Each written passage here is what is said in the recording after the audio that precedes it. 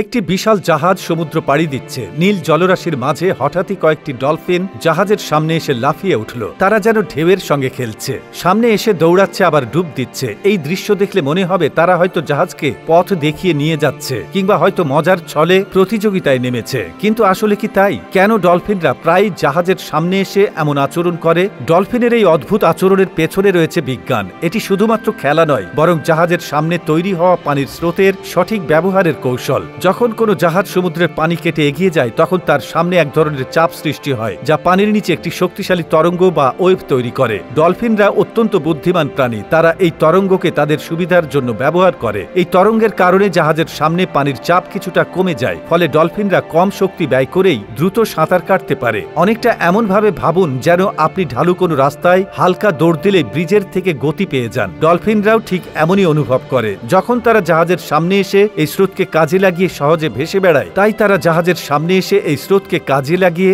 সহজে ভেসে বেড়ায়। কিন্তু বিষয়টি কি শুধু শক্তি বাঁচানোর জন্য, না আরো একটি দারুণ কারণ রয়েছে? ডলফিনরা দলবদ্ধ প্রাণী। তারা একসঙ্গে চলতে পছন্দ করে। বড় কোনো বস্তু বা প্রাণী দেখলে তারা স্বাভাবিকভাবে কৌতূহলী হয়ে ওঠে। তাই যখন কোনো জাহাজ তাদের এলাকায় আসে, তখন তারা সেটির সামনে এসে খেলার মতো আচরণ করে। এটি অনেকটা তাদের সামাজিক যোগাযোগের একটি অংশ, যেখানে তারা নতুন কিছুর সঙ্গে পরিচিত হয় এবং পরীক্ষা করে দেখে সেটি বিপজ্জনক কিনা। বিজ্ঞানীরা মনে করেন এটি শুধু খেলা বা শক্তি বাঁচানোর কৌশল নয়, বরং ডলফিনদের স্বভাবজাত কৌতূহলের ফল। অনেক সময় তারা জাহাজের সামনে ঘন্টার পর ঘন্টা কাটিয়ে দেয়, স্রোতের সঙ্গে তাল মিলিয়ে দৌড়ায়, আবার গভীর জলে ডুব দিয়ে ফিরে আসে। কিছু কিছু গবেষণা বলছে তারা হয়তো এই অভিজ্ঞতা থেকে শিখছে বা নিজেদের মধ্যে কোনো সংকেত আদান প্রদান করছে। এছাড়া কিছু গবেষক মনে করেন এটি তাদের শিকার ধরার একটি অংশ হতে পারে। যখন জাহাজের তরঙ্গ পানির নিচে নতুন ধরনের স্রোত তৈরি করে, তখন অনেক ছোট ছোট মাছ বা সামুদ্রিক প্রাণী দিক হারিয়ে ফেলে। ডলফিনরা এই সুযোগ কাজে লাগিয়েই সহজেই শিকার ধরে ফেলে। তাই জাহাজের সামনে থাকা শুধু খেলা নয়, এটি বুদ্ধিমত্তার পরিচয়। এই আচরণ শুধু সাধারণ জাহাজের ক্ষেত্রে নয়। গবেষকরা লক্ষ্য করেছেন যে সাবমেরিন বা বিশাল তেলের ট্যাঙ্কারের সামনেও ডলফিনরা প্রায়